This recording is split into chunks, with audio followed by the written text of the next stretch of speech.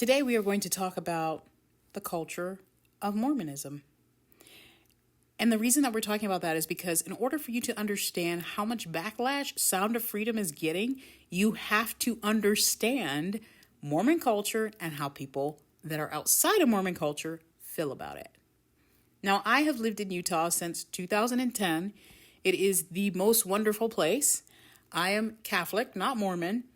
I married a man who grew up as a member of the Church of Jesus Christ of Latter-day Saints. He is no longer active, but most of the people I know here are part of the Church of Jesus Christ of Latter-day Saints. I also have been able to interact with people from other Mormon sects like FLDS and different smaller sects around Utah because I was a teacher. And I have to say, really a great experience for me so far. I know there are rumors and theories about Mormons, but I really think, like most things, we think that we know something about a group based on maybe something that we heard or something that we saw on TV or whatever, or maybe we had interaction with one member of the group or whatever. But I have to tell you, this moving to Utah was the best thing that I've ever done in my life. And the reason for that is because people are so friendly here that I was able to come to Utah with $60 and I was able to sleep on my friend's couch for 6 months without a car, walking to work, all that stuff. And people were constantly helping me and looking out for me. Getting jobs was just a breeze. I could not believe it. I was like, why didn't I leave Michigan earlier? But that's what you have to know about how I feel about Utah and Mormon culture. I feel blessed to be here amongst these people. So that's a little bit about how I feel about it. Now, what you need to know in terms of the reaction to Tim Ballard and things like that, there are a lot of people here who have left the Mormon church.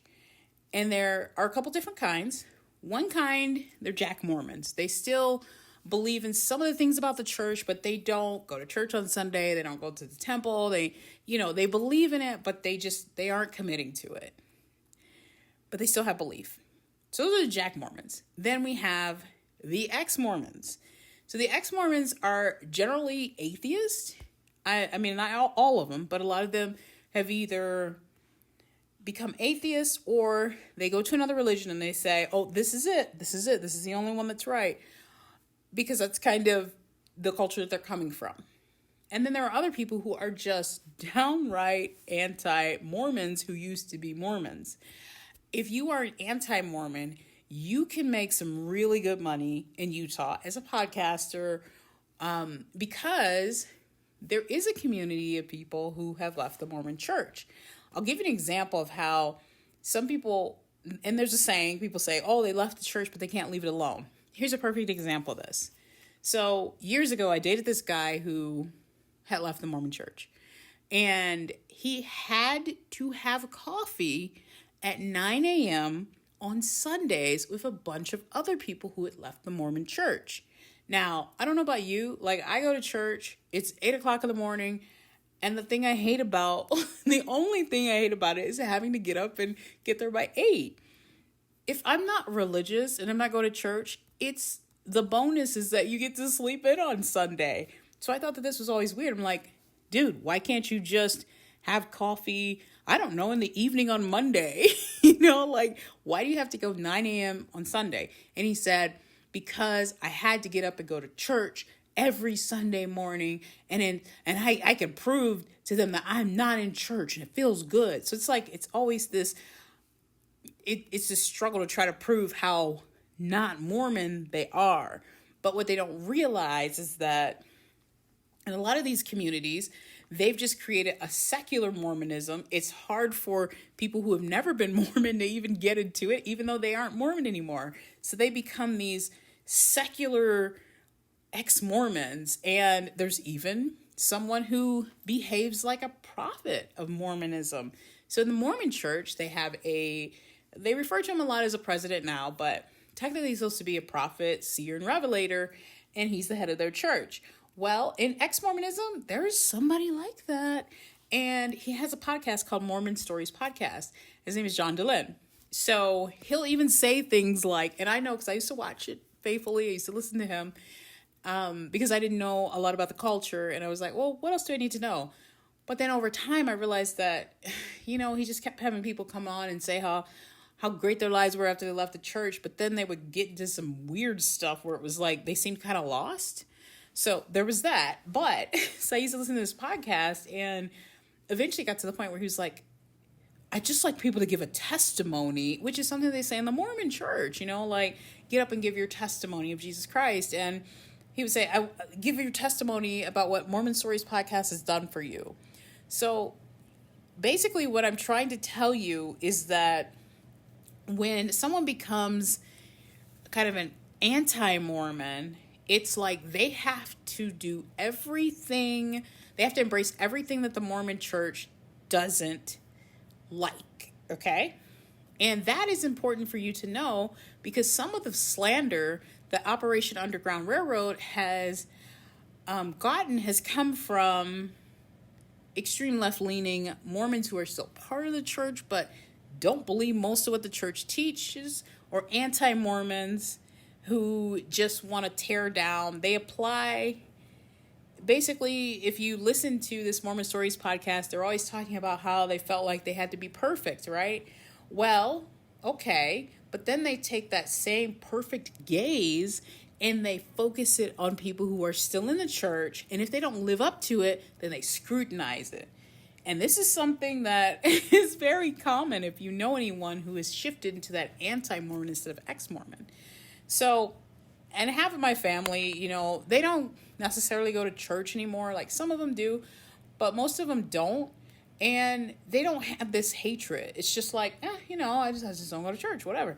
They don't have the hatred of it. They're not active Mormons, like they're still cultural Mormons and, they're fine with it. But there are some people who they feel like they need to get back at the church. The reason I'm telling you about that is because this article that appeared in the New York Post was written by Lynn, who is an investigative journalist who is from Utah. And he also is from a prominent Mormon family. But he spent the last 4 decades writing exploitative stories about Mormons. So you can imagine that didn't go over so well. So he is, I don't know if he's like officially left the church, but he's definitely not an active believing So he wrote this article with Josh Cushman Koshman, and it's called Nonprofit Linked to Trump's Possible FTC Chair Could Face Probe. Now, this is an important article because it doesn't appear in the local outlets in Utah. So I'm not able to find that anywhere, but it appears in the New York Post. Why the New York Post? Because most establishment Republicans were not into Trump. And I think that by putting it in the Post, you're reaching those people. It's important to look at what this article is about because years later, the probe that it talks about actually happens. But the interesting thing about this article is that it's published March 2nd, 2017. And listen to what it says. Quote, a Utah prosecutor is weighing a criminal probe of a charity closely aligned with State Attorney General Sean Reyes, who is on President Trump's short list to head the Federal Trade Commission. The Post has learned. End quote. So let's just look at that paragraph real quick. So a Utah prosecutor, he's just weighing a criminal probe, okay? So if he's weighing a criminal probe, why would this prosecutor say anything to anybody about it? That doesn't sound like a prosecutor, right? I mean, why would he mention that to anyone? So let's read the next paragraph. Quote, the possible criminal probe follows a complaint received by the Davis County Attorney's Office that the charity which fights child sex trafficking falsely claimed that monies raised in state were to be used to fight local problems, a source with direct knowledge of the situation said, end quote. Okay, so now we know what the probe's about. collecting in-state funds that were going to be used to fight something that wasn't local. Okay. Now, here's the really important paragraph, because this is why the article is here in the first place. Quote, in 2015, the 46-year-old state attorney general at an Operation Underground Railroad fundraiser in Kaysville, Utah, in Davis County, told potential donors that the horrors of human trafficking are happening in Utah, according to a YouTube video made of the event. Let's stop there. We still have a little bit more to go in the paragraph, but that's the end of the quote, and let's just look at that. So, Sean Reyes, who is the state attorney general of Utah, said that the horrors are happening in Utah, and he's referring to human trafficking. But I do want to point out that human trafficking is in brackets, so it's implied. Okay, so let's keep going. Quote, last month, Reyes, who had been on O.U.R's advisory board and promotes the nonprofit, was in Haiti taking part in an undercover raid that rescued dozens of minors from an alleged sex trafficking ring, a Reyes spokesman confirmed. End quote. Okay, so Reyes was in a video from 2015 at a fundraiser in Kaysville, Utah. Okay? In Davis County.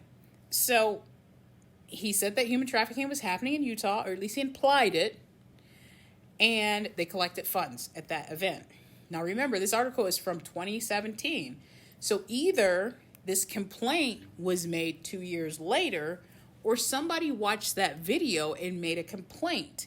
Because if the prosecutor was weighing charges back in 2015, I doubt that he would have to... I mean, it's possible you waited until 2017, but why reference the YouTube video if you were actually at the event?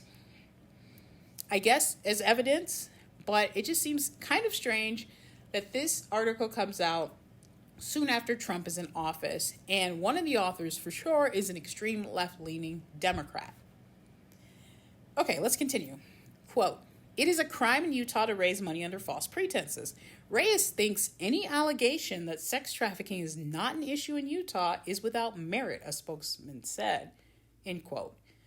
So this article contacted Sean Reyes, it sounds like, and a spokesman said that sex trafficking is an issue there. So the interesting thing about this article is that it says it's a crime in Utah to raise money under false pretenses. And I guess that it's trying to say that because Reyes went on a raid in Haiti in 2017, that when he said sex trafficking was happening in Utah in 2015, he was lying. Because, I mean, why else would you have those events in this article together, right? So he went on a raid in Haiti in February 2017, and the complaint is about something he said in 2015. Okay? All right, so let's continue with the article. Quote, just take a look at the case of Jeremy Rentenberger, a Davis County resident who on February 18th pleaded guilty to second-degree felony human trafficking in a case centered around forcing 2 women into prostitution, a Reyes spokesman said, end quote. So basically, we know that there was human trafficking with this Jeremy Rentenberger character, and I looked him up, and in addition to human trafficking in 2017, he also confessed to murder in 1996, but because the confession was deemed to be coerced, he was given a suspended sentence. He also has some charges for meth and some other assault charges as well. So this isn't just like somebody, I mean, this is a good thing, right? That they got him off the street. But that's not really how the article phrases it. It doesn't tell us anything about the crimes. I had to look that up in another periodical. I was able to find what he did, and he pleaded guilty and all that stuff. He said he was absolutely guilty of human trafficking. But none of that's in this article. So it makes you, if you don't look it up, maybe you just look at that statement and you're like, well, they're not telling me about what he did or anything like that, like more about the charges. Maybe it's not true. And I think that that is intended by this writer. He wants you to doubt that this is a problem in Utah. Okay, let's continue. Quote, it's very sad that people pursuing their own agendas are trying to distract from the vital mission of saving kids from sex trafficking, a charity spokeswoman said. She added that O.U.R. has never been contacted by the Davis County District Attorney's Office or any other government organization about a criminal probe. Okay, end quote. So at this point, this reporter is saying that there might be a probe, and he has contacted O.U.R. and they say, we don't know anything about that. So then, quote, to date, O.U.R. has been involved in 273 arrests of perpetrators, the rescue of 643 victims, and has completed 72 missions around the world, she said. In the U.S. alone, O.U.R. assisted multiple jurisdictions to arrest more than 100 pedophiles seeking children for sex. Davis County District Attorney Troy Rawlings received a complaint about O.U.R. fundraising after multiple events by the charity in the area, the source said. Rawlings has not yet decided whether a criminal probe is warranted, the source noted. Okay, now let's think about that. So this article is telling us what Troy Rawlings he received a complaint and he hasn't decided if there's going to be a probe or not. So here's my question. Since this person knows so much about what's going on, what are the odds that this complaint, they don't say complaints, they use complaint. Is it possible that the complaint was filed by one of the writers of this article? Now, I don't know much about Josh Koshman, but I do know that Packer lives in the area. So how hard would it be for him to file a complaint? Especially since he cited the YouTube video. Is it possible that he watched a YouTube video, saw this, and decided, oh, I'm filing a complaint? To be honest, the way that this article is written, the speculation, the fact that nothing has actually happened yet and he's reporting on it, makes me think that either Packer filed the report or someone close to him did. That's what I think about the way that this is written, because nothing has happened yet. And then the last line of the article says, D.A. Rawlings' office declined comment on any possible investigation. So if they declined comment on any possible investigation, but they were willing to talk to you about this complaint and the fact that there's no possible investigation yet, I mean, that seems a little strange to me. Why would you even comment on it if you haven't opened an investigation? Because now this article is appearing and it's making Operation Underground Railroad look a little shady, even though nothing has been started. There's no probe yet. So this is very interesting because it happens in 2017. But once again, like I said, in the culture of Mormonism, when someone leaves the church, they apply that same perfection to people in the church. And Sean Reyes, the Attorney General of Utah, is a devout Mormon. He was a bishop down in Salt Lake City for years, and he is passionate about this cause. He even came to my church and talked to us about it with a few local law enforcement officers. So he was going around trying to help raise money for Operation Underground Railroad, which he also works with. So between Sean Reyes, Tim Ballard, and Operation Underground Railroad, which probably has, quite a few people from the Church of Jesus Christ of Latter-day Saints working for them and supporting them, to an anti-Mormon, this looks like something that you need to take down. When you watch the videos, maybe you get a little bitter because Sean Reyes is saying, hey, we need to do this. This is happening in Utah. And we know that trafficking is happening in every state and territory. We know that. That is not like a myth. But the fact that Kaysville is very nice, my neighborhood is very nice, but the sense that it's not happening right there, I could see an anti-Mormon watching that video and getting really mad and thinking, oh, I'm gonna derail this. He's lying. It's not happening here. Because there's a lot of anger and resentment toward the church and anyone that's still in it. So that anger and resentment is taken and put into an article to try to take down people who are potentially doing something wonderful for society, but they can't see it that way because of their hatred for the Church of Jesus Christ of Latter-day Saints. So that's all for now. We've gone about 20 minutes. I am going to end it here.